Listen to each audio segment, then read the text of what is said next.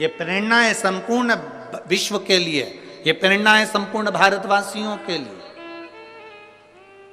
कमाने के लिए जिंदगी पड़ी है, पूरे जीवन सुबह 9 बजे से लेकर रात्रि को 10 बजे तक अपनी दुकान पर बैठकर कमाओगे, आखिरी में अपनी पत्नी और बच्चों को देकर जाओगे और इतना बड़ा फोटो दीवार पे टंगा जाएगा और उसमें होएगा जाएगा कुछ नहीं, केवल स्माइल देते मिलोगे और प्लास्टिक के फूल की माला तुम्हारे ऊपर टंगी होगी। पर जिसने शिव के भक्त इतने आए हैं और उनकी सेवा, भले तुमने हाथ जोड़कर एक अन्न का निवाला भी अगर किसी के मुख में दिया है तो समझ लेना कि 33 कोटि देवताओं का पेट भर दिया है, सारे संत साधु गुरुजन का पेट भर दिया। करो सेवा, करो।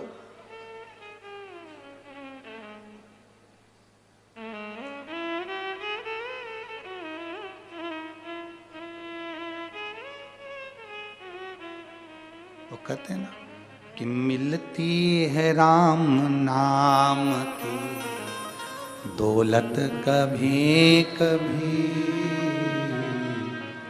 होती है अपने पंजाब में शिव पुराण कभी कभी मिल रही है।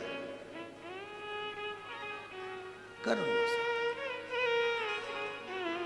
डरना नहीं, भीड़ बहुत है।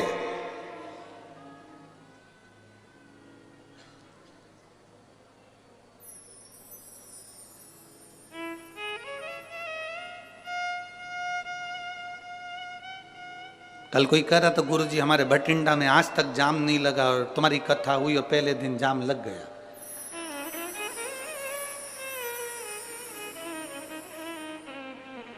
हमने कहा जाम क्लियर हुआ कि नहीं हुआ वो बताओ।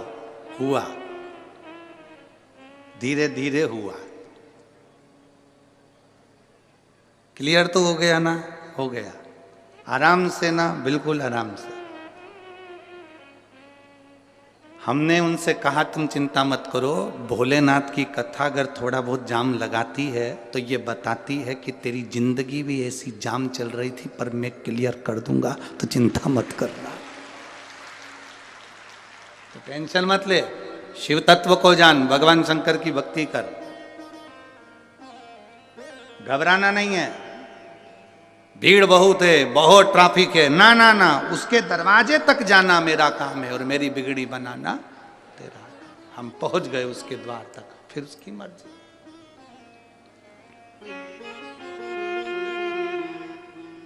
अब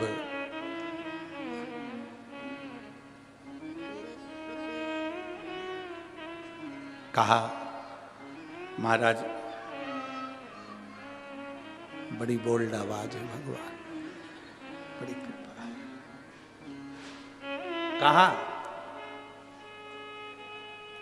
भगवान देवाधिदेव महादेव प्रकट होकर कहते हैं कि ब्रह्मा तुम मेरे पोते हो और भगवान विष्णु तुम मेरे पुत्र हो,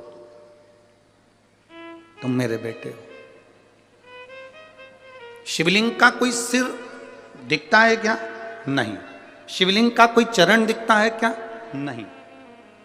संत नामदेव जी ने गुरु नानक देव जी से भेंट करी और भेंट करी तो गुरु नानक देव जी आराम से लेटे हुए थे, विश्राम कर रहे थे और संत नामदेव जी आए तो उठ के बैठ गए।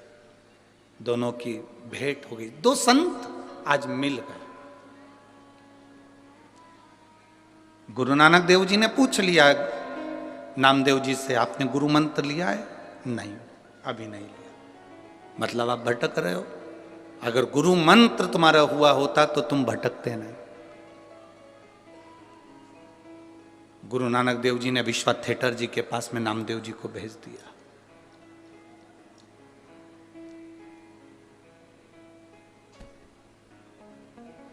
संत नामदेव जी ने गुरु नानक देव जी से पूछा कि असली गुरु की पहचान क्या है, असली संत की पहचान क्या है? गुरु नानक देव जी ने 3 चीजें संत नामदेव जी को बताई है कि असली संत, असली गुरु की पहचान। असली गुरु असली संत 3 चीजों से दूर रहता है। पहला नमस्कार, दूसरा चमत्कार, तीसरा दमस्कार। गुरु नानक देव जी संत नामदेव जी से कह रहे हैं कि 3 चीजों से असली गुरु दूर रहता है, 3 चीजों से संत दूर रहता है।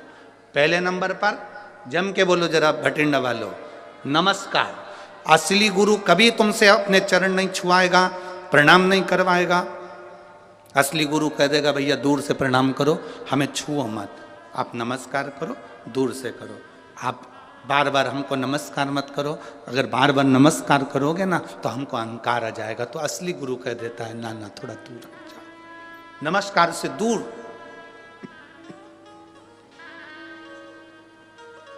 संत गुरु नानक देव जी ने दूसरी बार में कहा, असली गुरु, असली संत चमत्कार से दूर होता है।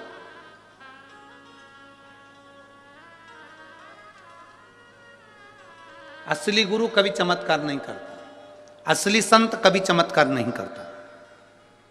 इसलिए शिव महापुराण जिस दिन चालू होती है उस दिन हम शिव महापुराण के प्रथम दिन में कह देते हैं कि शिव पुराण किसी चमत्कार को प्रमाणित नहीं करती कि चमत्कार होगा। पर इतना जरूर है, अगर 1 लोटा जल लेकर आप शंकर जी के मंदिर जाओगे तो तुम्हारी दुख कटेगा जरूर, ये निश्चित है।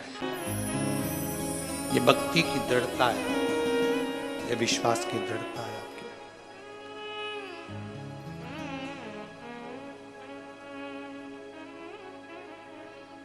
संत नामदेव जी से गुरु नानक देव जी कह रहे हैं कि सच्चा गुरु, सच्चा संत 3 चीजों से दूर रहता है। पहले नंबर पर बोलो, जम के बोलो जरा, नमस्कार। दुनिया के लोगों को नमस्कार बड़ा पसंद है, और केवल दुनिया के लोगों को नहीं, भगवान शंकर के ससुर को भी नमस्कार पसंद था, दक्ष प्रजापति को।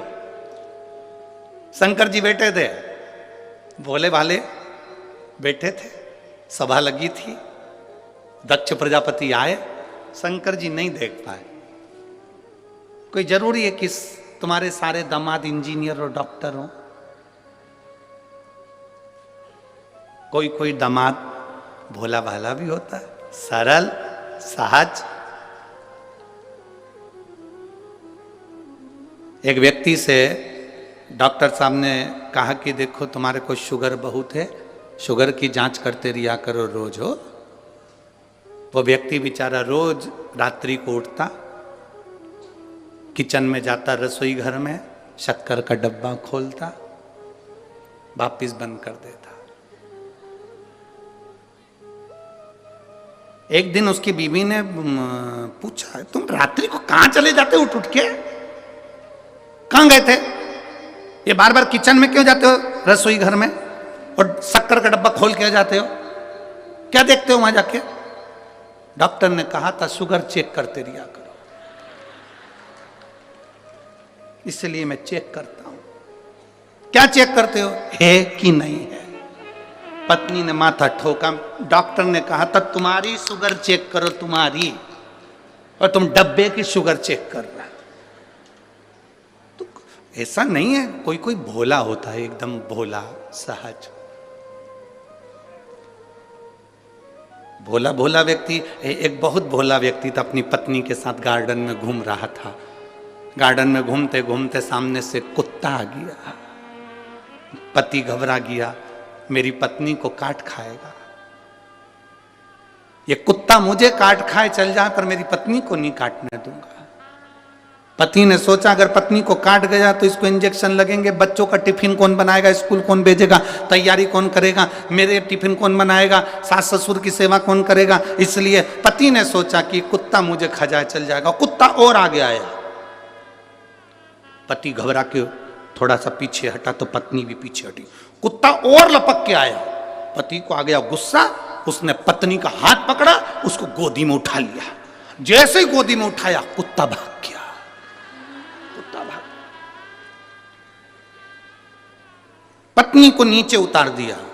पत्नी गुस्से में लाल हो गई। ऐसा मूर्ख पति मैंने जिंदगी में कभी नहीं देखा। दुनिया के लोग कुत्ते को भगाने के लिए पत्थर उठाते, तुमने मुझे उठा लिया। अब पति कैसे समझाए कि मैंने तुझे इसलिए उठाया था कि कुत्ता मेरे पांव को खजाए, पर मैं तुझे नहीं खाने दूंगा। पर जिसकी किस्मत में भाटा लिखा हो वो क्या करेगा। भोला, बहुत भोला। अब कोई जरूरी नहीं कि तुम्हारे सारे दामाद इंजीनियर हैं, डॉक्टर हैं, कलेक्टर हैं तो सभी एक जैसे। ना ना ना, शंकर भगवान अडमस्त होकर बैठे हुए थे। दक्ष प्रजापति आए, सबने उठकर प्रणाम करा। शंकर जी उठ ही नहीं पाए, वो तो अलमस्त बैठे हुए थे, अलमस्त। दक्ष प्रजापति को नमस्कार बड़ा पसंद था, इन्होंने नहीं करा, गुस्सा आ गया। दक्ष प्रजापति को क्रोध आया और क्रोध आते से दक्ष प्रजापति ने श्राप दे दिया भगवान शंकर को। ए शिव, मैं तुझे श्राप देता हूं, तो मेरी बेटी का पति होकर, मेरा दामाद होकर तूने मुझे प्रणाम नहीं करा। मैं तुझे श्राप देता हूं, तू शमशान में निवास करेगा।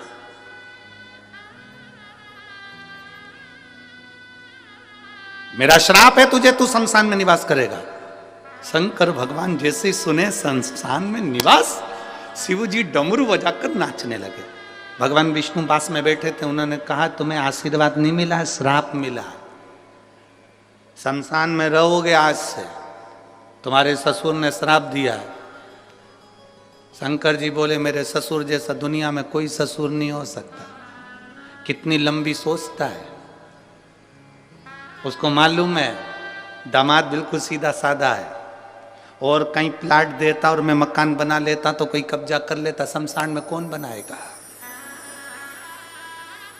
इसलिए मेरे ससुर ने मुझे प्लाट भी शमशान में दिया, ऐसी जगह जहां कोई कब्जा नहीं कर सकता।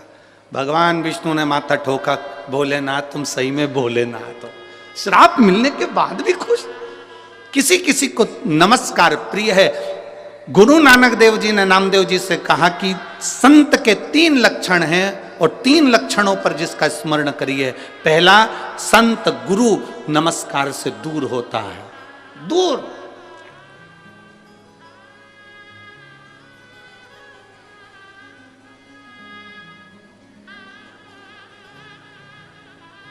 दूसरे नंबर का गुरु को, पहले नंबर का नमस्कार, दूसरे नंबर का जम जम के बोलो जरा, जम के, चमत्कार। असली गुरु, असली संत कोई चमत्कार नहीं करता, उसे चमत्कार से बहुत दूर। और तीसरे नंबर का है असली संत, असली गुरु नमस्कार। कौन ने कितना रुपया दिया, कितना गया, कितना आया, उसे कोई मतलब नहीं है। उसको तो बस हरि भगवान का नाम लेना है, भगवत भजन करना है, स्मरण करना है, भगवान की भक्ति करना है, उसे कोई मतलब।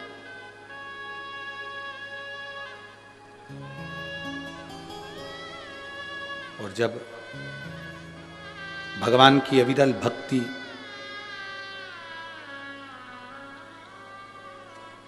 भगवान शिव की अविरल भक्ति एक आनंद के साथ में जो रहती है, वो सुख प्रदान करती है, सुख प्रदान। कहा गुरु नानक देव जी ने संत नामदेव जी से कहा कि असली गुरु की शरणागति जाइए। तो असली गुरु कहाँ मिल सकता है? गुरु नानक देव जी ने ये नहीं कहा कि तुम मेरे पास में रहो। गुरु नानक देव जी ने कह दिया कि तुम शिव के मंदिर में, विश्वा थिएटर जी बैठे हुए हैं, तुम जाओ और उनसे गुरु मंत्र लो। अब देखिए, गुरु नानक देव जी ने नामदेव जी को जाते समय कह दिया था कि गुरु सब में रब को देखता है, सब में। जब नामदेव जी पहुंचे, उन्होंने क्या देखा कि जिनके पास में गुरु नानक देव जी ने भेजा था, वो तो जहां शंकर जी का शिवलिंग था सामने, उधर पांव कर कर सो रहे थे। नामदेव जी ने हाथ जोड़कर बोला, गुरुदेव तुम में बुद्धि नहीं है क्या? सामने शंकर का शिवलिंग और तुम पांव लंबा करके सो रहा है। गुरु जी ने नामदेव जी से कहा, एक काम करो, मेरा पांव उठाओ, जहां पर शंकर जी नहीं है वहां रख दो। मेरा पांव उठाओ, जहां शिव नहीं वहां रख दो।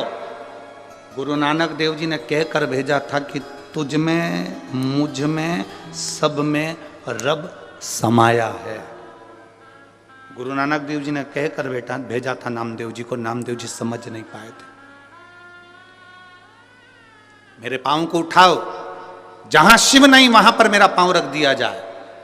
चरण उठाकर नामदेव जी महाराज जहां पर विश्वाथेटर जी का पांव रखते थे वहां पर शंकर का शिवलिंग सामने नजर आने लगता था।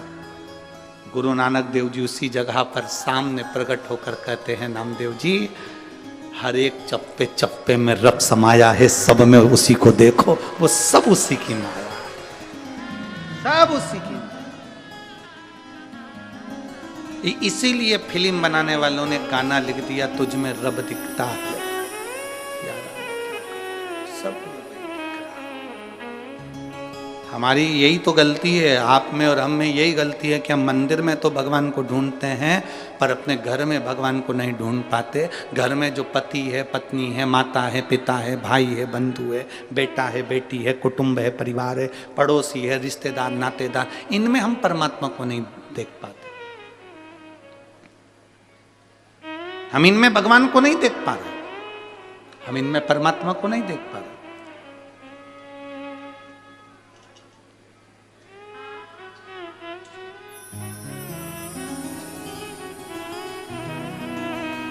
हम दूसरी जगह देख रहे हैं। जैसे एक बार यमराज पृथ्वी पर आ गए और एक लड़के को लेने के लिए यमराज आए। उसका अंतिम समय चल रहा था, उसकी अंतिम सांस थी, अंतिम क्षण था, आज उसकी फाइल समाप्त होना थी और यमराज ने आते ही कह दिया। लड़के ने पूछा तुम कौन हो? भगवान यमराज बोले मैं यमराज। क्या लेने आए हो? मैं तेरी जान लेने आया हूं। क्या लेने आए हो? मैं तेरी जान लेने के लिए आया हूं। मेरी जान? हाँ। लड़के ने कल ले जाओ, यहां से 4 घर छोड़ के रहती है।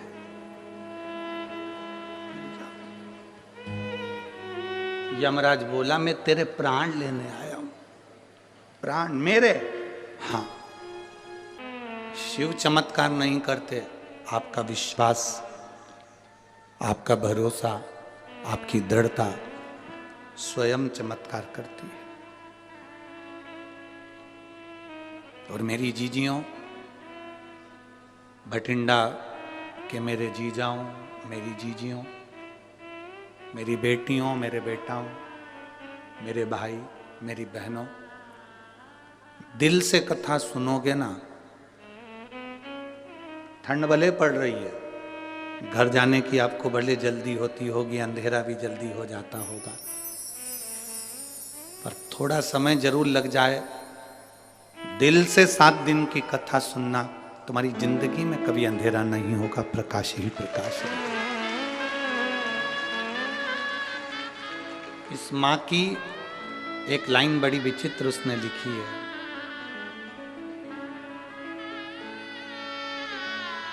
इस माँ ने लिखा, मैंने केवल 1 दिन कोसी कला की कथा सुनी थी। इस माँ ने लिखा है, कोसी कला मथुरा में केवल 1 दिन की कथा सुनी थी, और लिखती है कि कथा पंडाल में सुनने का फल क्या है, कोई मुझसे पूछ ले, मेरे बेटे की जिंदगी वापस दे। शिव तत्व क्या है, क्या देता है वो, कैसे देता है वो, क्या करुणा करता है, ये उसके ऊपर।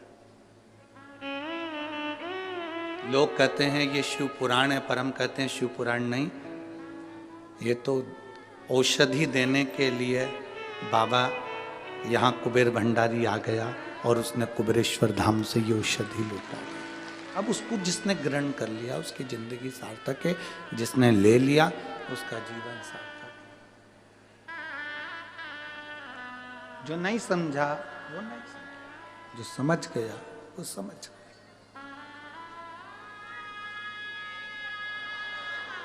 बोल बम का नारा है,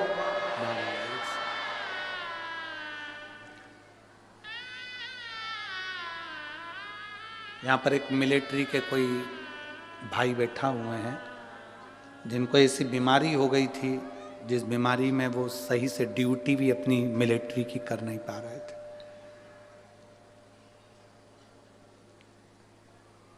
बैठना तो मुश्किल, खड़े रहना भी मुश्किल था। वो यहाँ बैठे, उन्होंने अपना फोटो तक लगाया है उस पत्र में, फोटो भी लगाया। कहीं बैठे हो तो हाथ हिला सकते हैं। आर्मी के हैं, छुट्टी लेकर कथा सुनने के लिए आए। जब उनको मालूम पड़ा कि भटिंडा में कथा हो रही है तो दोनों पति पत्नी बाबा ने ठीक करा तो छुट्टी लेकर आए। कहाँ बैठे ये? हाँ, हाथ हिला दो एक बार। श्री शिवाय नमस्ते। दोनों आए, छुट्टी लेकर आए। आर्मी में नौकरी है, मिलिट्री में, पर ऐसी बीमारी से जिस बीमारी के लिए डॉक्टर ने ऑपरेशन का कह दिया था और बाबा के भरोसे केवल एक बेलपत्र चढ़ा चढ़ा कर खाना और ऑपरेशन भी नहीं कराना पड़ा और ठीक हो गया। अब ठीक है बाबू? दोनों हाथ हिला दो एक बार। हर हर महादेव। बैठिए। शिव तत्व है ओघड़ी। कहां से है ये?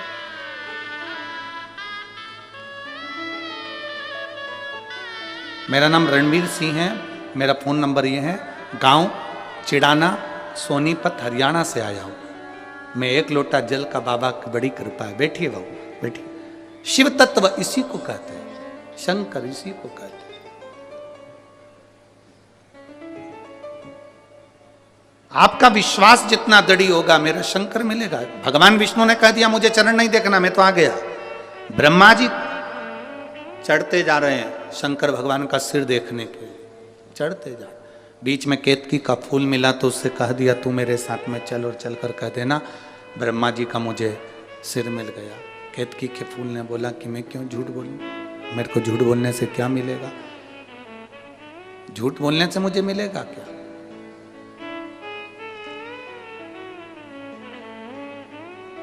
कहा सारे देवताओं पर चढ़ाऊंगा,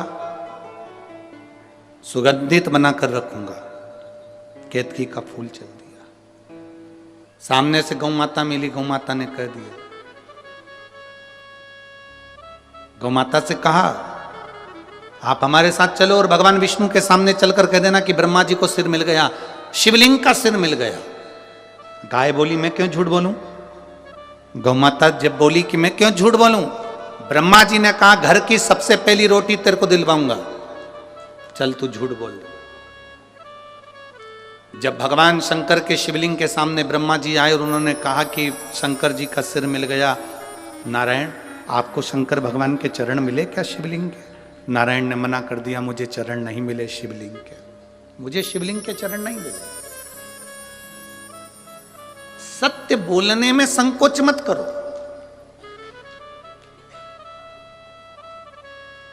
अभी सत्य नहीं बोलोगे तो मरने के बाद लोग बोलेंगे राम नाम। अरे बोलो तो जम के, सत्य है।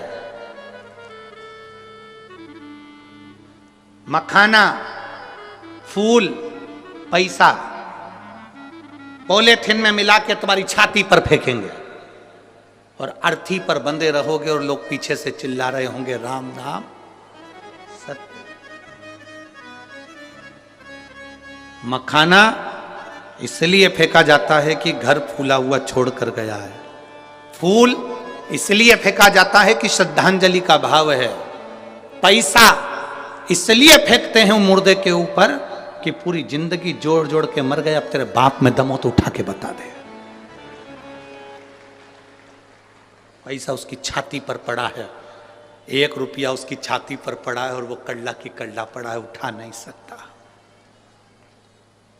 सवेरे 9 बजे से दुकान दुकान दुकान दुकान दुकान, रात के 10 बजे तक दुकान दुकान दुकान। भगवान ने भी दिए थे दुकान दुकान दुकान।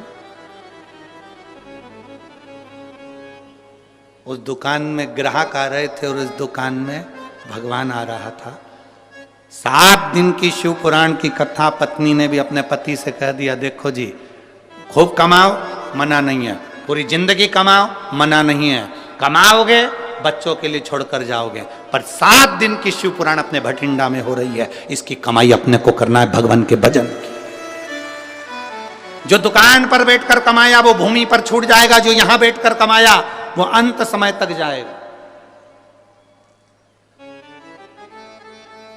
और अंत समय प्रभु बोलो बोलो,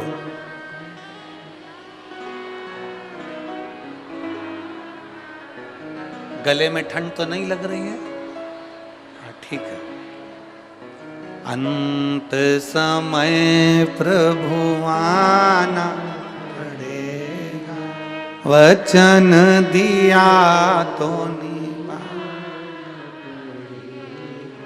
आए ना आए प्रभु कुटुंब अंत समय प्रभु आना पड़ेगा, वचन दिया तो निभाना पड़ेगा। अंत समय में वही आएगा, अंतिम घड़ी में वही आएगा, कोई दूसरा नहीं आएगा।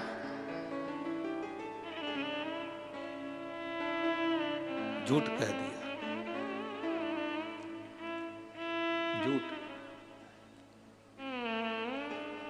ब्रह्मा जी कहते हैं कि मैंने भगवान शंकर के शिवलिंग का सिर देखा।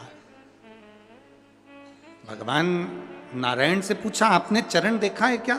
भगवान नारायण ने कहा मुझे चरण नहीं मिला, शिवलिंग का चरण कहां मिलेगा, मैंने नहीं देखा। एक बार सत्य बोला, शंकर भगवान के शिवलिंग में से आकाशवाणी हो गई है, विष्णु है नारायण तुमने सत्य बोला, आज से पृथ्वी पर तुम सत्य नारायण भगवान बनकर पूजाओगे, तुम्हारी पूजन होगी सत्य नारायण के रूप।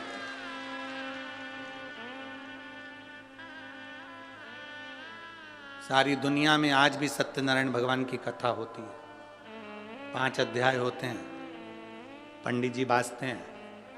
पंडित जी आपसे हमेशा कहते हैं ब्राह्मण ने सत्यनारायण जी की कथा सुनी, कथा कराई, बोलो सही है कि गलत है? लक्कड़हारे ने कथा सुनी, कथा कराई, बोलो सही है कि गलत है? राजा ने सत्यनारायण की कथा सुनी, कथा कराई, बनिए ने कथा सुनी, कथा कराई, पर उन्होंने एक बार भी ये नहीं बताया कि कथा कौन सी थी जो कराई थी, बाची थी और सुनी थी। वो कथा कौन सी थी? सत्यनारायण भगवान की कथा, असली कथा कौन सी है? ये तो 5 अध्याय में ये कहा गया कि उन्होंने सत्यनारायण जी की कथा करी और उन्होंने सुनी। सुनी तो कौन सी सुनी? लक्कड़हारे ने कथा सुनी, कौन सी सुनी? बनिए ने कथा सुनी, कौन सी सुनी? 5 अध्याय में केवल कथा सुनी ये बताया गया, पूजन करी ये बताया गया, पर कथा कौन सी थी? स्कंद पुराण में वर्णन किया गया कि सत्यनारायण की कथा ये है कि शंकर भगवान के शिवलिंग के चरण भगवान विष्णु को नहीं मिले थे और उन्होंने सत्य कह दिया था, तब भगवान शंकर प्रकट होकर उनको कह दिए थे आज से तुम सत्यनारायण के रूप में पूजाओगे और तुम्हारी पूजन होगी, तुम सत्यनारायण बन जाओगे। ये सत्य है।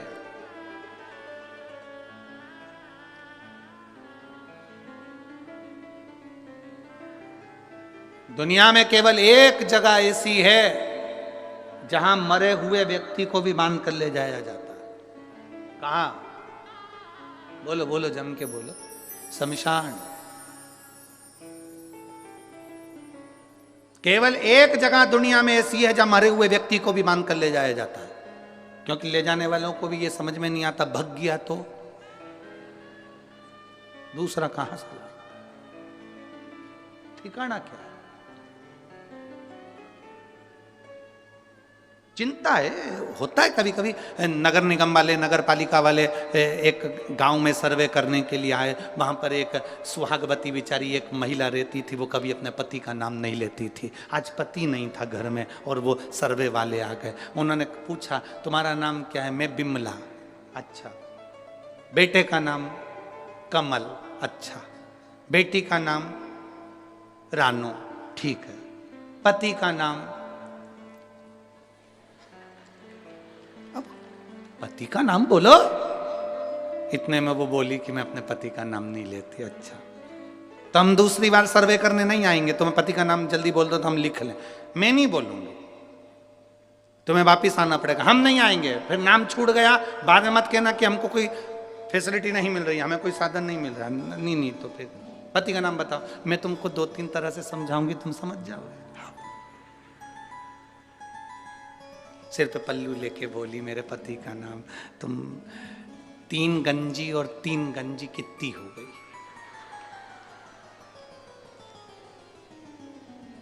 अरे बोलो तो, 3 गंजी और 3 गंजी कितनी हुई? 6 गंजी। बस मेरे पति का नाम यही है। सर्वे वाले छगन जी, हाँ छगन जी, 3 गंजी और 3 गंजी, 6। सर्वे वालों ने कहा धन्यवाद देवी, चरण का है तुम्हारा, धन्यवाद। समझ में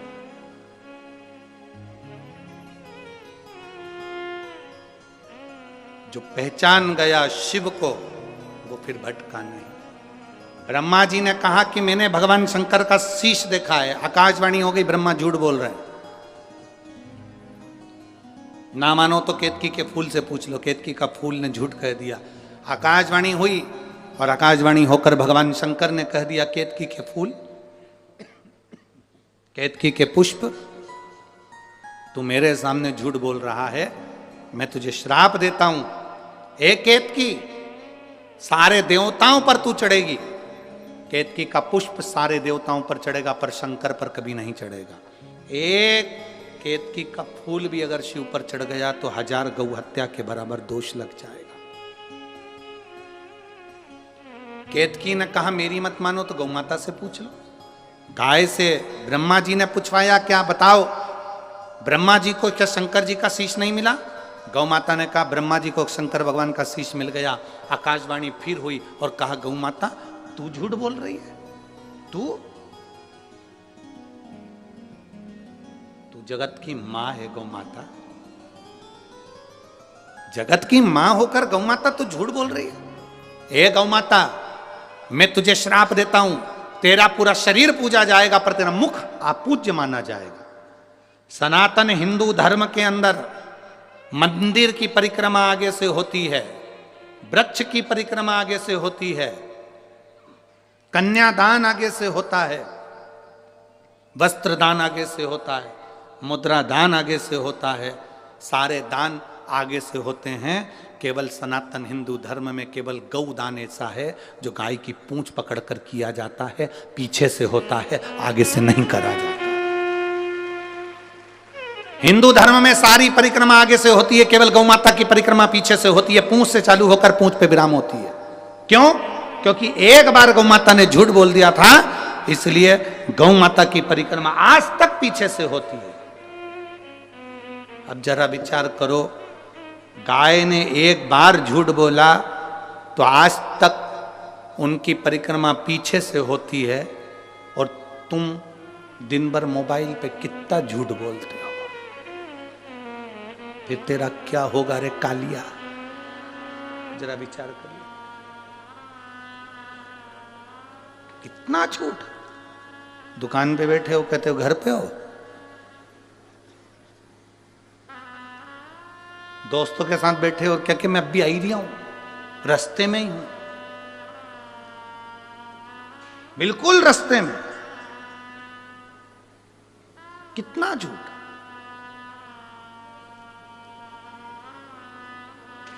भगवान के पास में भी सूचना पहुंची थी और भगवान के पास में जाकर देवताओं ने कहा इतनी शिव पुराण की कथा हो रही है, लाखों लाखों लोग कथा सुन रहे हैं, सब मरने के बाद बैकुंठ जाएंगे, बैकुंठ भरा जाएगा, नरक कौन जाएगा?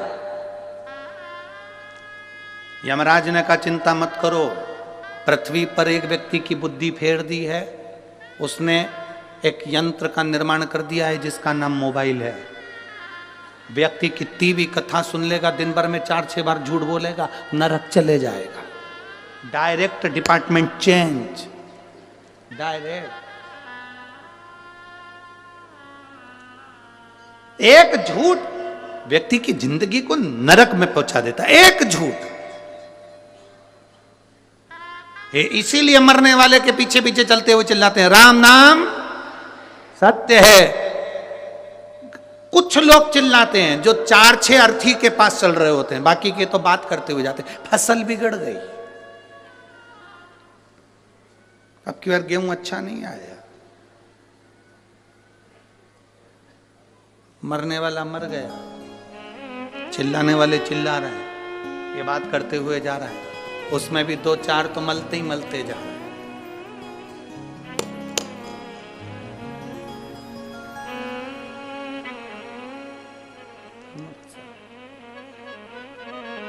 शमशान में मुर्दा जल रहा है, पहले थूक के आया फिर बैठा, राम नाम सत्य है। तब अरे भाई, शिव महापुराण की कथा कह रही है, सत्य बोलने से पीछे मत हटो। संत साधु गुरुजन सन्यासी तपस्वी साधक एक सत्य की जिंदगी जिए, एक सत्यता की जिंदगी। आज हम सब सत्य से दूर हो गए, सत्य से। कहा गौ माता ने झूठ बोल दिया, ब्रह्मा जी झूठ पर झूठ बोल रहे थे तो भगवान शंकर को क्रोध आ गया, उन्होंने अपने पांव के अंगूठे का नखून तोड़कर फेंका, काल भैरव प्रकट हो गए। काल भैरव से कहा इस ब्रह्मा का सिर काट दे जिससे ये झूठ बोल रहा है। काल भैरव ने चींटी उंगली के नख को तोड़कर फेंका, ब्रह्मा जी का सिर कट गया। ब्रह्मा जी का सिर कटा, कटा हुआ सिर लुढ़कता गया और ब्रह्मा जी झूठ बोलते गए। ब्रह्मा जी के कटे हुए सिर में से रक्त बहता चले गया, वो रक्त से कर्मनाशा नदी प्रकट हो गई। भारत की भूमि पर केवल एक नदी आज भी ऐसी बहती है जिस नदी का पानी कुत्ता भी नहीं पीता, जिसको कर्मनाशा नदी कहा। केवल भारत की भूमि पर एक नदी ऐसी है जिसका पानी पक्षी भी नहीं पीता, कुत्ता भी नहीं पीता। उस कर्मनाशा नदी का जल जिसके शरीर पर छींटा भी पड़ जाता है तो उसकी 71 पीढ़ी में किसी ने दान करा होता है, पुण्य करा होता है, कथा सुनी होती है, भजन करा होता है, व्रत करा होता है, उद्यापन करा होता है, कन्यादान करा होता है, गौदान करा होता है, वो 71 पीढ़ी का पुण्य समाप्त हो जाता है। वो कर्मनाशा आज भी उत्तर प्रदेश में बह रही है, आज भी कर्मनाशा। उत्तर प्रदेश गवर्नमेंट ने बड़े बड़े बोर्ड लगा कर रखे हैं, ये कर्मनाशा नदी है, इसमें हाथ ना धोइए, ये कर्मनाशा नदी है, इसका पानी का छींटा ना लीजिए, ये कर्मनाशा नदी है जिसका एक जल का छींटा भी मनुष्य के कर्म को नाश कर देता है, ये ब्रह्मा जी के रक्त से बनी है। आज भी लिखा है, बड़े बड़े बोर्ड लगे हैं कर्मनाशा नदी पर।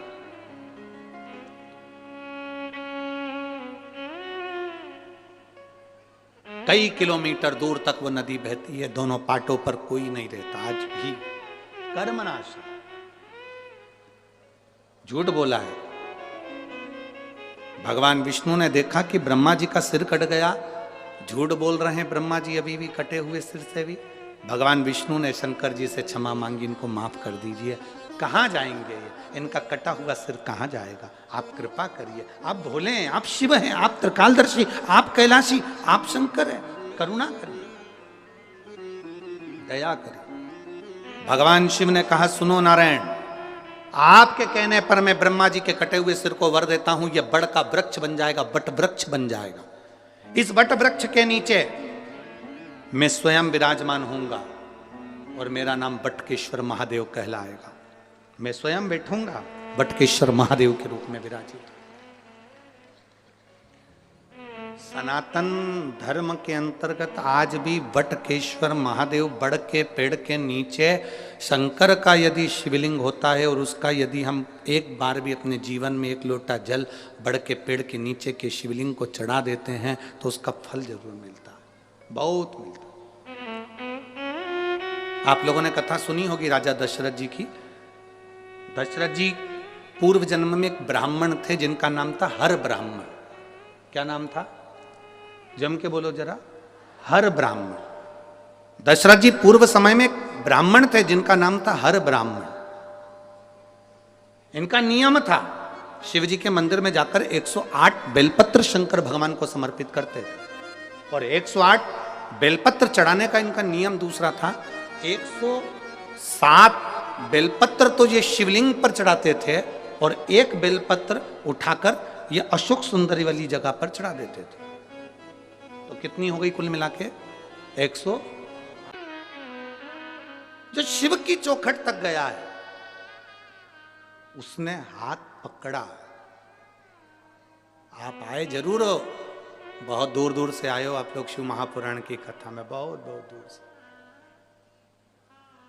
अपना दरवाजा छोड़कर, अपना घर छोड़कर, बठिंडा वालों याद रखना, आप अपना घर छोड़कर, अपना दरवाजा छोड़कर शंकर की कथा तक पहुंचे हो, वो कैलाश छोड़कर तेरी दुख की घड़ी में तेरे दरवाजे पहुंचेगा।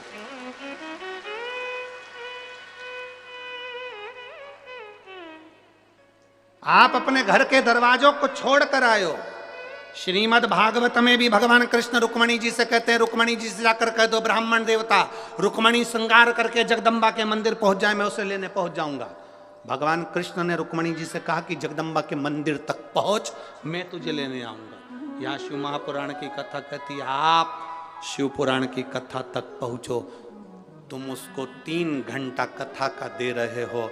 तुम्हारी दुख की घड़ी में जब तुम कहीं पड़े होगे हॉस्पिटल में वेंटिलेटर पर, डॉक्टर अपना काम करेंगे, उस समय पर तुमने 3 घंटा भोलेनाथ को दिया है, तो वो भी डॉक्टर कहेंगे अंतिम समय है, पर वो कहेगा इसने मुझे समय दिया था, मैं इसको समय देता हूं, ठीक कर। मैं इसको समय देता हूं, ठीक कर। हम परमात्मा को समय दे रहे हैं, वो हमको समय देगा। शिव जी को चाहिए क्या? शंकर भगवान को तुम्हारा अंबर नहीं, पीतांबर नहीं, धन नहीं, दौलत नहीं, कोई सत्ता वैभव नहीं। शंकर भगवान को तुम्हारा वैभव नहीं चाहिए। शिव जी को 1 लोटा जल हो तो चढ़ाओ, नहीं तो बेलपत्र हो तो चढ़ाओ, नहीं तो 3 बार ताली बजा दो, बजा सको तो बजाओ। आखिर शिव मंदिर में 3 बार ताली क्यों बजाई जाती है? ताली का इतना महत्व क्यों है? क्यों ताली बजाई जाती है? उसका महत्व क्यों है? शिव मंदिर में भगवान भोलेनाथ भी जब पार्वती जी को कथा सुनाए तो ताली का नाद और डमरू का नाद करा था। हम कोई वाद्य यंत्र नहीं, रोग की मुक्ति के लिए ताली का नाद होता है। किसी डॉक्टर जी से जाकर पूछना, कभी कोई किन्नर डॉक्टर के पास इलाज करवाने पहुंचा कि आज तक? किसी डॉक्टर से पूछना, किसी प्रदेश में, किसी देश में, किसी गांव में कोई किन्नर डॉक्टर के पास कभी इलाज करवाने गया? सर्दी हो गई, जुकाम हो गया, पेट दुख गया, कंधा दुख गया, हाथ दुख गए, पांव दुख गए, कभी कोई किन्नर गया? नहीं, क्योंकि उनकी एक दवा है, जो हाथ की जो ताली बजाते हैं उससे सारे रोगों की मुक्ति हो जाती है। ताली का नाद केवल शिव की कथा, शंकर भगवान के मंदिर में 3 बार ताली का महत्व है। शिव के मंदिर में जब हम 3 बार ताली बजाते हैं, हमारे ताप, हमारे दुख, हमारे कष्ट सब मिट जाते हैं। शिव कह रहे हैं अगर ताली भी नहीं बजा सकते तो मंदिर के शिखर का दर्शन, शिखर दर्शनम सर्व पाप नाशनम, शिखर का दर्शन ही कर लिया तो सुख मिल जाता है। स्वयं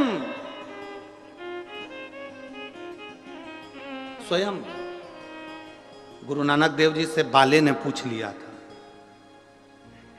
गुरु नानक देव जी से बाले ने पूछा था कि ये जितने शिखर होते हैं, इनके शिखर का दर्शन क्या देता है? तो कि ये दुखों का निवारण कर देता है।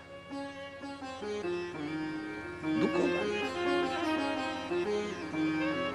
आप मंदिर में प्रवेश नहीं कर सकते, आप गुरुद्वारे के अंदर प्रवेश नहीं कर सकते, उसके शिखर का मात्र दर्शन हो जाता है तो हमें सुख का अनुभव हो जाता है। शिखर दर्शनम सर्व पाप नाशनम। फिर कहा अगर मंदिर के शिखर का भी दर्शन नहीं कर सकते, 1 लोटा पानी भी नहीं चढ़ा सकते, 1 बेलपत्र भी नहीं चढ़ा सकते, तो मंदिर के सामने से निकल कर चले जाओ, उसकी दृष्टि में भी आ गए तो कल्याण हो जाएगा। बहुत है उतना, उसके सामने भी पहुंच गए तो हमारा कल्याण निश्चित है। दशरथ जी, हर ब्राह्मण 107 बेलपत्र शिवलिंग पर, 1 बेलपत्र अशोक सुंदरी पर 108। आज दशरथ जी के शरीर में, जो हर ब्राह्मण है, इसके शरीर में आज ताप आ गया, बुखार आ गया। हर ब्राह्मण ने कहा बुखार, ज्वर, अभी मुझे मत आना, मैं मंदिर जा रहा हूं, फिर निकल जाऊं तब आना। कौन होगा जो ज्वर को, बीमारी को, दुख को रोक देगा? हर ब्राह्मण ने शंकर का नाम लेकर दुख को रोक दिया, बुखार को रोक।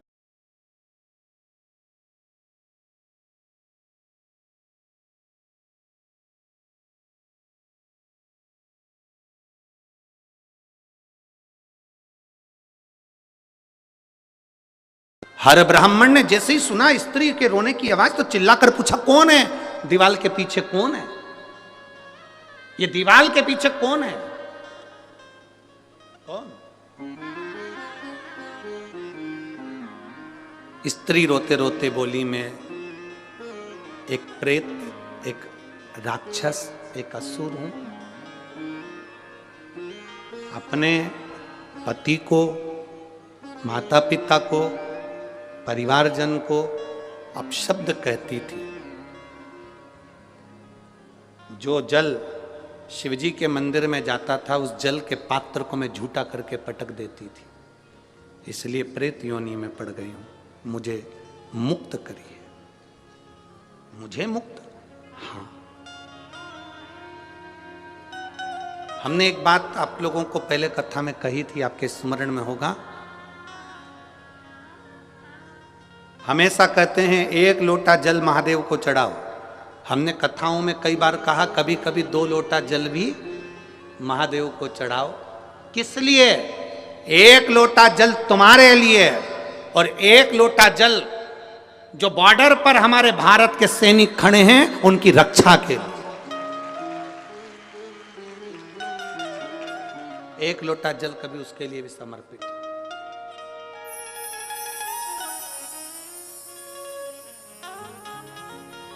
पूछा हर ब्राह्मण ने, तुम कौन? मैं प्रेत, मैं प्रेत।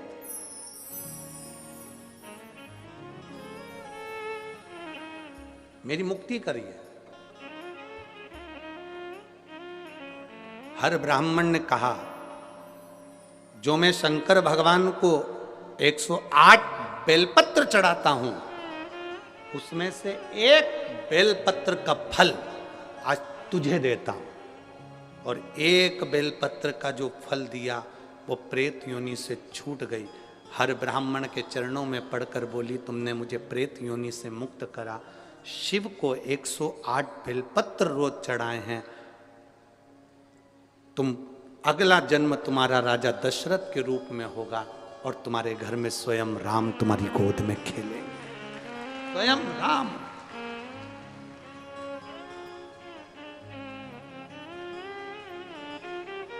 आप में से कितने लोग हैं जब आपके कोई परिचित बीमार होते हैं तो हॉस्पिटल में देखने के लिए जाते हो? जाते हो सब लोग? जम के तो बोलो जरा, जाते हो?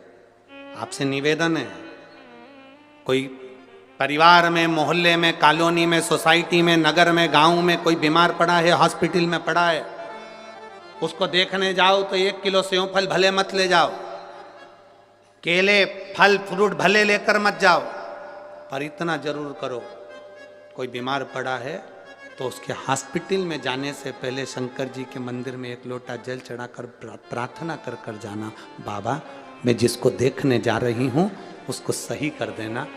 आप मेरे साथ चलो मेरे शंभू, आपका जल मेरे साथ चले। शिवजी का चढ़ा हुआ जल अपने हाथों में लगाकर एक बार जब मरीज से मिलने के लिए जाओ तो उसको जरूर अपना स्पर्श का भाव देकर कि तू ठीक होगा, चिंता मत करना, मैंने देवाधिदेव महादेव से प्रार्थना करी है, वो तुझे ठीक करेगा ही करेगा, तुझे दुख नहीं दे सकता।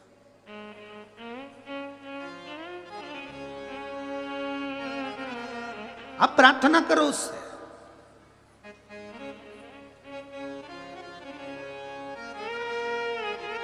आप निवेदन करो उससे, सुनता, सुनेगा। हम जितने नम्र बनेंगे, हम जितने सहज बनेंगे उतने अच्छा बनना सरल है पर सरल बनना कठिन है। अच्छा बनना तो सरल है, आप अच्छे बन जाओगे तो लोगों की दृष्टि में आ जाओगे, बहुत अच्छा व्यक्ति है, बहुत अच्छा व्यक्ति है। अच्छे व्यक्ति लोगों की निगाह में रहते हैं। बोलो सही है कि गलत है? अच्छे व्यक्ति लोगों की निगाह में रहते हैं पर जो बिल्कुल सरल हो जाता है, एकदम सहज हो जाता है, वो निगाहों में नहीं दिल में रहता है। दिल पे, हृदय में रहता है, मन में रहता है। और मेरे भोले तेरा सहारा है, मेरे भोले तेरा सहारा है, मेरी नैया का तू किनारा, मेरी नैया का तू किनारा। अच्छे व्यक्ति, अच्छा बनना सरल है पर सरल बनना कठिन है। अच्छे व्यक्ति लोगों की निगाह में रहते हैं, दृष्टि में रहते हैं। अच्छा है, बहुत अच्छा है, बहुत अच्छा है। वो केवल एक मानव का शरीर है और उसका भजन है। इस शरीर को पाने के बाद में, भगवान की विरल भक्ति को पाने के बाद में, भगवान के भजन को करना बहुत जरूरी है।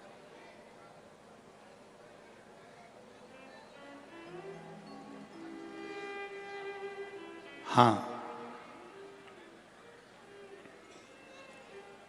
शिव महापुराण की कथा एक बात जरूर कहती है कि जो किताब हमको समझ में नहीं आती है, जो किताब हमको समझ में ना आए, उस किताब को कम से कम 2 बार, 3 बार, 4 बार उसको पढ़िए।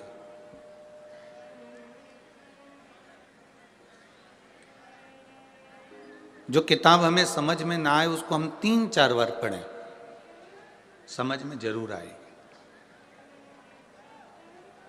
थोड़ा समय लग सकता है पर किताब समझने में देरी नहीं लगेगी।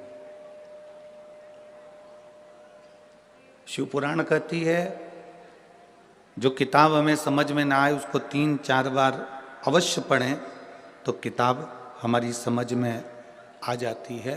उसी तरह शिव की भक्ति है।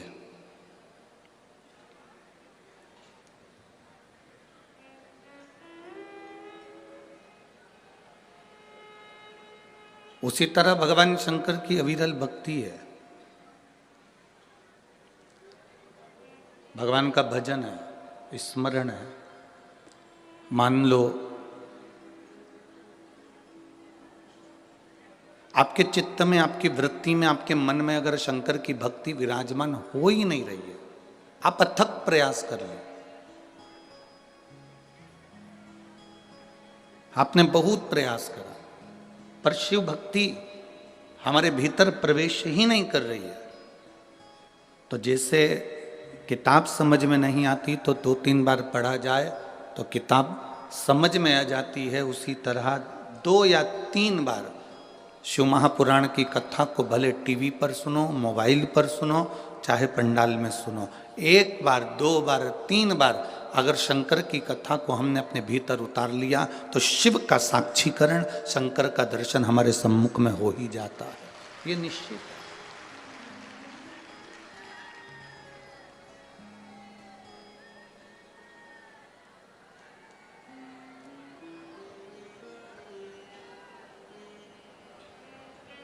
एलईडी नहीं चल रही है कि आवाज नहीं आ रही है? आवाज नहीं जा रही है।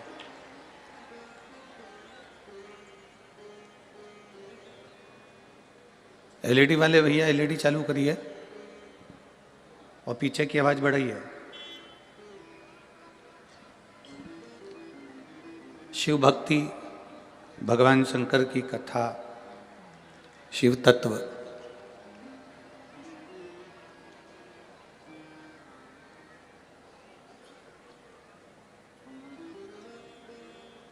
भगवान शिव की कथा, ये भगवान को प्राप्त करने का एक साधन है। भगवान की विरल भक्ति को प्राप्त करने का एक साधन है। एक बड़ा सुंदर संवाद शिव महापुराण की कथा में आता है, आप लोग पहले भी श्रवण किए हैं।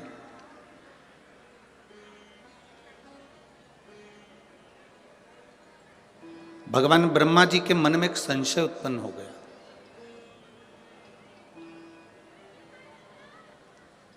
और ब्रह्मा जी के मन में जो संशय उत्पन्न हुआ, ब्रह्मा जी के मन में जो संशय आया, वो संशय ब्रह्मा जी ने भगवान विष्णु से कहा कि प्रभु,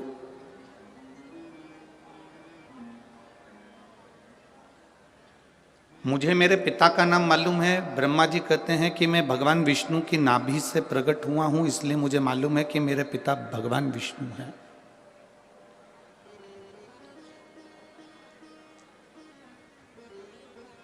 मेरे पिता भगवान विष्णु हैं, ये मैं जानता हूं।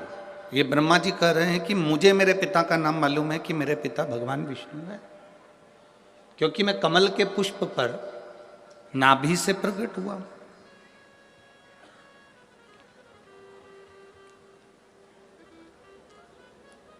पर एक बात मेरे हृदय में समाती नहीं है कि मेरे पिता भगवान विष्णु हैं, पर भगवान विष्णु के पिता कौन है?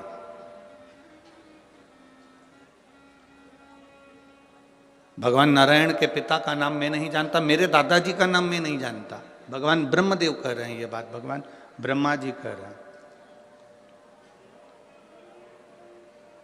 अब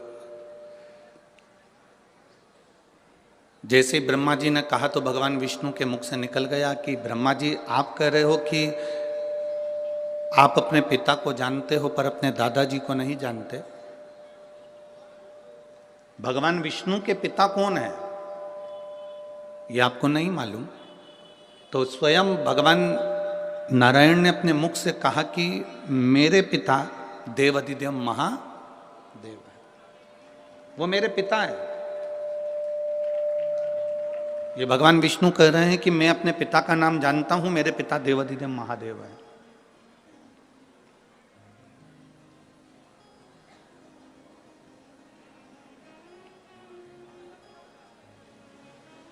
कहा,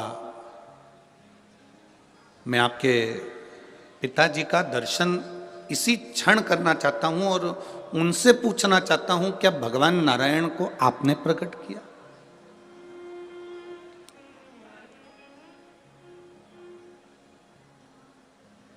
क्या भगवान नारायण को प्रकट करने वाले आप हो? मैं उनसे पूछना चाहता हूं।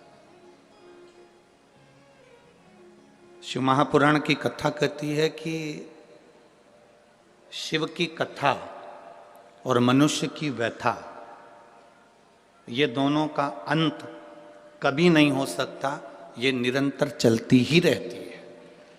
कथा भी चलती रहती है और मनुष्य की व्यथा भी चलती रहती है। कथा भी चल रही है और व्यथा भी चल रही है। मनुष्य की व्यथा, मनुष्य की समस्याएं, मानव जीवन में जो टेंशन है, हमारे जीवन में जो व्यथाएं हैं, ये कभी समाप्त नहीं होती।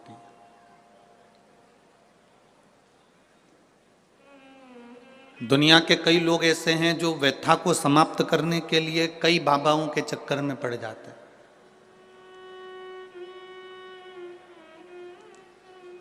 ना जाने कितने कितने जगह पर आप लोग पहुंच जाते हो और वहां जाकर कह देते हो कि हमारे जीवन में ये संकट है, इसको टाल दीजिए, हमारे जीवन में ये कष्ट है, इसको मिटा दीजिए।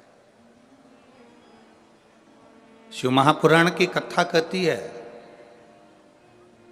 हमें किसी आडंबर की ओर, अंधविश्वास की ओर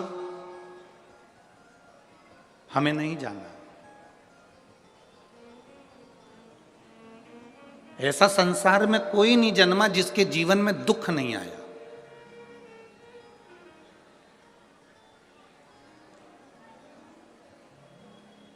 मट्टी का जो घड़ा बनकर रखा हुआ है, वो मट्टी का घड़ा अग्नि में तपता है तभी तो उसमें पानी रुकता है। अगर मट्टी के घड़े को अग्नि में नहीं तपाया जाएगा, मट्टी के घड़े को अगर अग्नि में नहीं तपाएंगे तो उसमें पानी नहीं भर सकते। वो घड़े में पानी डालोगे तो घड़ा टूट जाएगा। घड़े में अगर पानी भरना है, मट्टी के घड़े में अगर जल भरना है तो घड़े को तपना पड़ेगा। घड़ा तपेगा तब उसमें पानी भराएगा। और अगर वो घड़ा तपा नहीं है, ऐसे कैसे ही रखा हुआ है, बस मट्टी का तुमने घड़ा बना लिया, उसको अग्नि में नहीं तपाया, तो उसमें पानी की बूंद पड़ेगी, पानी पड़ेगा और वो गलकर नीचे गिर जाएगा। घड़ा तपता है तब उसमें पानी ठहरता है। दुख जब जिंदगी में आता है तो ये हमको तपाता है। क्यों तपाता है?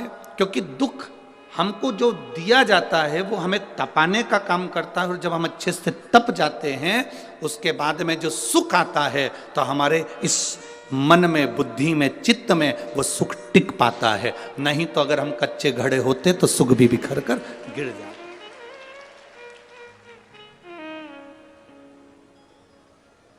वो सुख भी समाप्त हो जाता। क्या राम जी की जिंदगी में दुख नहीं आया? क्या भगवान कृष्ण के जीवन में दुख नहीं आया?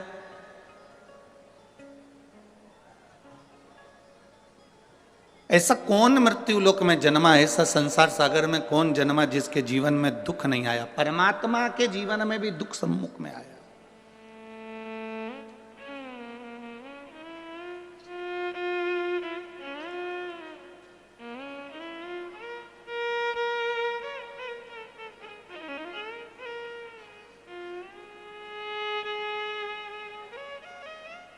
एक बात हमने बहुत पहले कथा में कही थी, आपके स्मरण में अगर होगा, जितने लोग टीवी पर कथा सुनते होंगे उनके स्मरण में होगा।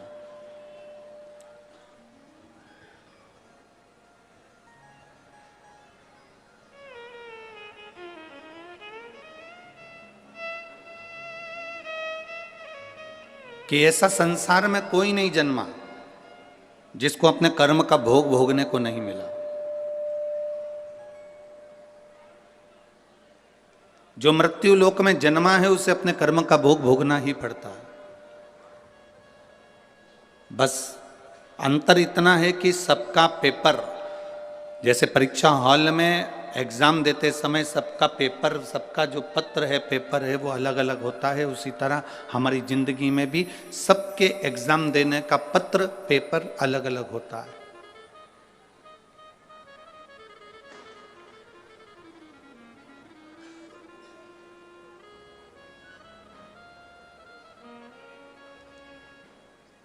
आप माता पिता की सुने ना सुने, आप गुरु की सुने ना सुने, आप भगवान को प्रणाम करें ना करें, आप मंदिर जाएं ना जाएं, आप सत्संग में जाएं ना जाएं, आप किसी गुरुवाणी को स्मरण करें ना करें, पर इतना जरूर याद रखना कि अपने कर्म का भोग मनुष्य को भोगना जरूर पड़ता है। उसको कोई नहीं टाल सकता। अब कोई कह दे कि गुरुजी हमारे जीवन में ये संकट है, हमारे जीवन में ये दुख है और हम बड़े दुखी हैं, तो तुम एक बात का स्मरण करिए, कई लोग तुम्हारे दुख के चक्कर में तुम्हारा फायदा उठाने का प्रयास करेंगे।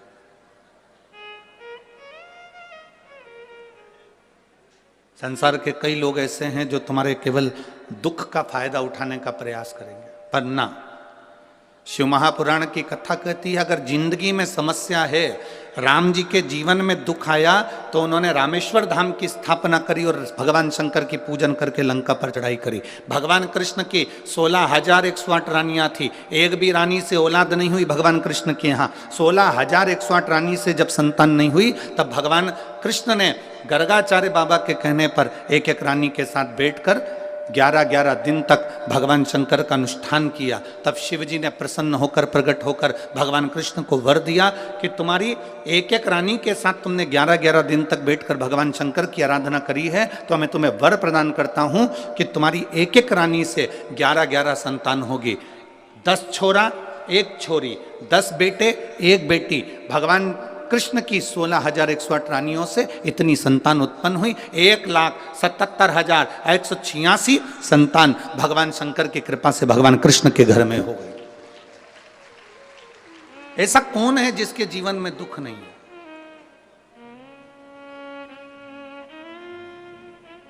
ऐसा कौन है जिसके जीवन में कभी तकलीफ नहीं आई?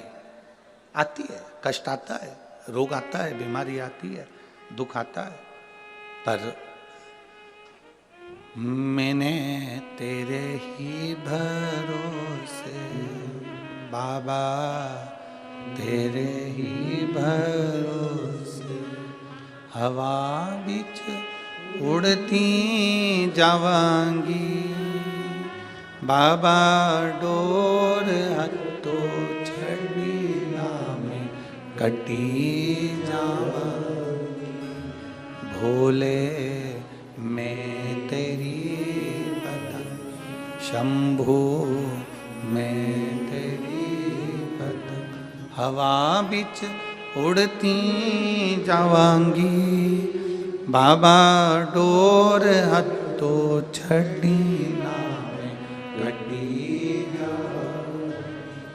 सबके जीवन में दुख है, सबके जीवन में तकलीफ है, पर जिसने शिव को साध लिया, भगवान राम जी ने शंकर भगवान की आराधना करी, शिव जी की पूजन करी, उनको साध लिया, गला पकड़ रहा है।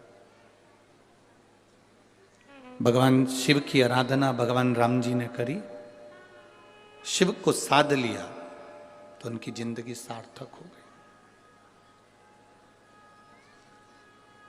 भगवान कृष्ण ने भगवान शिव की आराधना करी, साध लिया, उनका जीवन सुखमय हो गया। एक लोटा जल लेकर मंदिर जाने वाला जब भगवान शिव की भक्ति को साध लेता है, भगवान शिव की भक्ति करते हो, भगवान उस विश्वास को निभाता है। दृढ़ी करना पड़ता। आप लोगों की आदत क्या हो गई है कि एक जगह आप मन नहीं लगा पाते।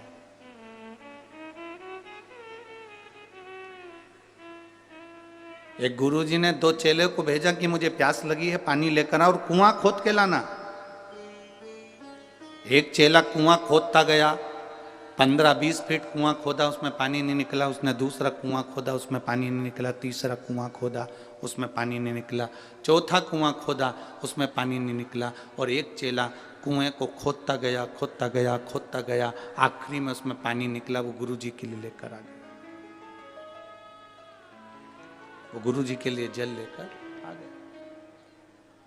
एक चेला 15 फीट यहाँ कुआं खोदा, 20 फीट वहां खोदा, 25 फीट वहां खोदा, 60 फीट वहां खोदा, 100 फीट वहां खोदा, 200 फीट वहां खोदा, 300 फीट वहां खोदा, पानी नहीं निकला। और एक शिष्य ने एक ही जगह पर नीचे तक खोदता गया, खोदता गया, खोदता गया, पानी तो निकलेगा ना। बस आपको भी ये कथा अपने भीतर उतार लेना है। हमारी आदत पड़ गई है, यहाँ से काम नहीं हुआ वहाँ पहुँच, यहाँ से नहीं हुआ वहाँ पहुँच गए, वहाँ से नहीं हुआ वहाँ पहुँच गए। 25 जगह कुएं खोद लिए पर पानी नहीं निकला। आपसे निवेदन है, एक ही जगह दिल लगा लेते, एक ही जगह भगवान की भक्ति में इतना चित्त, इतना विश्वास पक्का कर लेते तो कुएं में से पानी निकल ही जाता, ये निश्चित है। आप भरोसा दृढ़ी करो ना, आप विश्वास पक्का करो, आपका दृढ़ता पक्की करो, विश्वास पक्का करिए, भरोसा पक्का करिए। और जितना जितना विश्वास पक्का होगा, जितना जितना भरोसा पक्का होगा, उतना उतना शिव तुम्हारे करीब में होगा, उतना उतना शिव तुम्हारे नजदीक में होगा। आप भरोसे को दृढ़ी बनाने का प्रयास करो।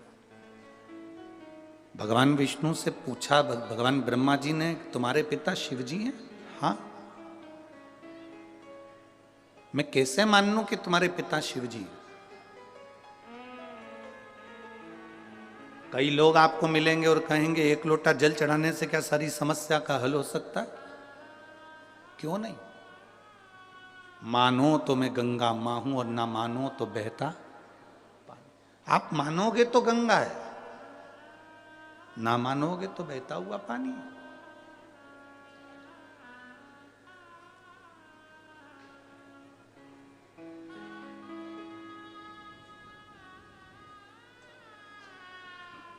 ये आपके ऊपर निर्भर करता है कि आप परमात्मा को कैसे रिझा रहे हो।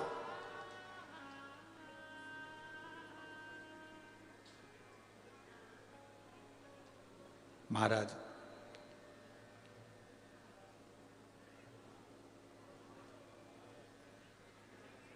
क्या शिव तुम्हारे पिता हैं? हाँ। स्वयं शिव आके कह सकते हैं कि मैं इनका पिता हूं? क्यों नहीं? एक अग्नि का, एक पर्वत को ब्रह्मा और विष्णु ने घुमाना प्रारंभ करा। ब्रह्मा और विष्णु ने जैसे ही पर्वत को घुमाया तो उसमें से एक अग्नि का खंभ प्रकट होया, जिसको लिंग की आकृति जैसा था, शिवलिंग की एक आकृति जैसा था। और वो लिंग की आकृति जैसा एक खंभ प्रकट हुआ और उसमें से आकाशवाणी हो गई, ब्रह्मा विष्णु मैं नारायण तुम्हारा पिता और ब्रह्मा मैं तुम्हारा दादा। ब्रह्मा जी मानने को ही तैयार नहीं कि ये पिताजी है। हाँ, अगर ये शिवलिंग तुम्हारे पिता हैं तो इनके चरण कहां हैं और इनका सिर कहां है?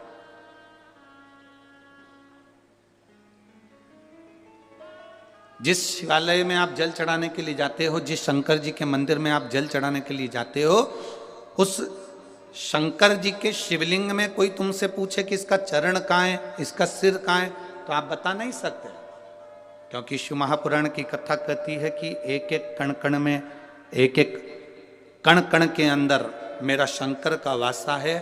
तुम्हारी मर्जी पड़े जहां से तुम उसको प्रणाम कर लो, वो वहीं से प्रकट होकर तुमको दर्शन दे देता है। उसको उसका स्थान नहीं ढूंढा जाता कि आगे कहां पीछे कहां।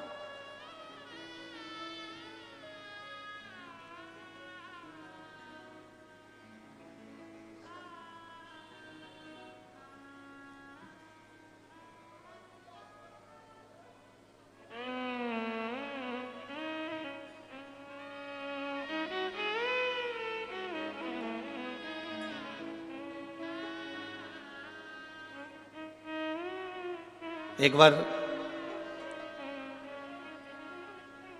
संत नामदेव जी महाराज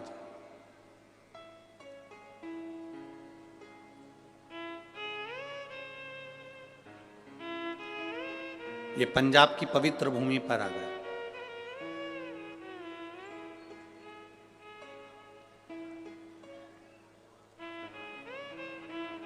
ये पंजाब की पवित्र भूमि कोई साधारण सी भूमि नहीं है।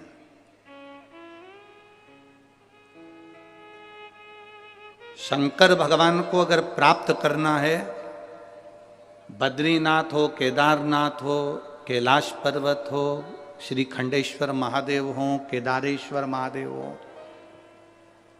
भगवान शिव की प्राप्ति अगर करना हो तो ये पंजाब की भूमि कोई साधारण भूमि नहीं है, संतों की पवित्र भूमि है और यहां से शंकर की यात्रा प्रारंभ होती है।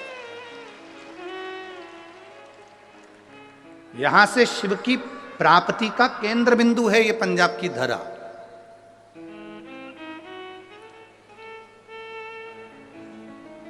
लोग कहते हैं गुरुजी पंजाब में गेहूं बहुत होता है। हम कहते हैं पंजाब में गेहूं से ज्यादा संत बहुत होते हैं। अगर ढूंढने निकलो तो संतों की प्रागट्यता ज्यादा है।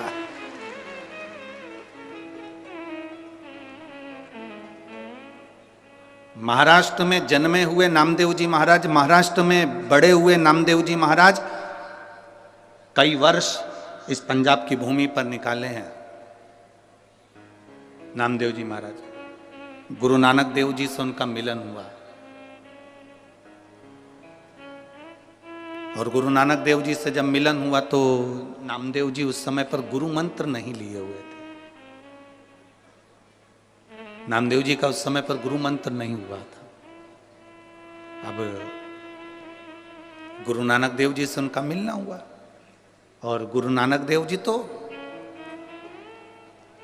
हम कहते हैं कि जो संत होता है ना, जो गुरु होता है ना, जो साधु होता है, वो शिव का एक रूप होता है। हम कहते हैं गुरु नानक देव जी भी शंकर का एक स्वरूप, शिव का एक रूप। बैठे हुए थे अड़भंग आनंद से। शिव ने करा क्या है? भगवान शंकर ने दुनिया से कुछ नहीं लिया, दुनिया के लोगों को दिया। आज भी गुरु नानक देव को मानने वाले जितने सिख समाज के लोग हैं, जितने सिख धर्म के लोग हैं ये दुनिया से लेना नहीं जानते, ये दुनिया को देना जानते हैं। आज भी आप किसी भी गुरुद्वारे में चले जाओ, वहां लंगर चलता मिलेगा। आप किसी भी गुरुद्वारे के दरवाजे पर पहुंच जाओ, आपको वहां विश्राम मिल जाएगा। आप किसी भी गुरुद्वारे के सम्मुख में पहुंच जाओ, वहां आपको भरपेट भोजन मिल जाएगा। वहां यह नहीं पूछा जाता कि आप ब्राह्मण हो कि क्षत्रिय हो कि वैश्य हो कि शूद्र हो। वहां तो गुरु के दरवाजे पर आ गए, मतलब गुरु के आप बनकर आए हो, मतलब गुरु के हो आप। वहां यह नहीं पूछा जाएगा कि आप ब्राह्मण हो कि क्षत्रिय हो कि वैश्य हो कि शूद्र हो। वहां गुरु के होकर आए, गुरु के द्वार आए हो, गुरुद्वारे तक आए हो, तो वहां गुरु का दरवाजा। और हमको बहुत अच्छा लगा इस भटिंडा पंजाब में भी सिख समाज के लोग, सिख धर्म के लोग चारों तरफ इस ग्राउंड के आसपास में खूब सेवा कर रहे हैं और खूब प्रेम से सेवा में लगे हुए हैं। मैं धन्यवाद देता हूं सारी सिख समाज को, बहुत बहुत धन्यवाद है, साधुवाद है।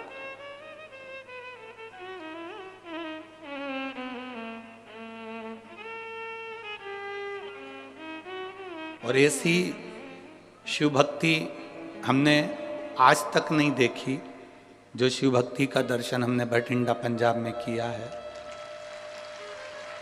देखिए, सारी सूचना, हम तो बाहर निकलते नहीं हैं और आपको भी मालूम होगा 3-4 दिन हम किसी से मिलते नहीं। हमारे ये यजमान परिवार से भी पूछना, जिस कमरे में हम हैं उस कमरे में हमारा भजन है, हमारे भोलेनाथ की सेवा, ठाकुर जी की सेवा, अपना पाठ, पूजन, स्मरण। यजमान परिवार से भी हम नहीं मिलते कि उनसे मिलना हो हमारा नाम भजन। 3-4 दिन किसी से नहीं।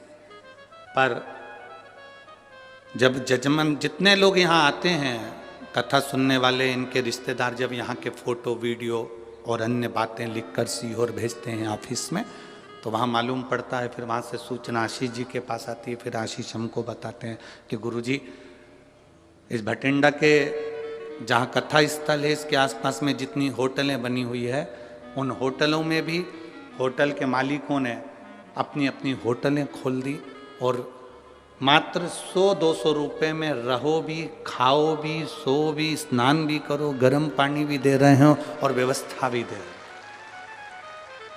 इतने मैं भटिंडा पंजाब के एक एक भक्तों को, शिव भक्तों को बहुत बहुत साधुवाद देता हूं कि आपकी भक्ति बड़ी विचित्र है, बड़ी भक्ति।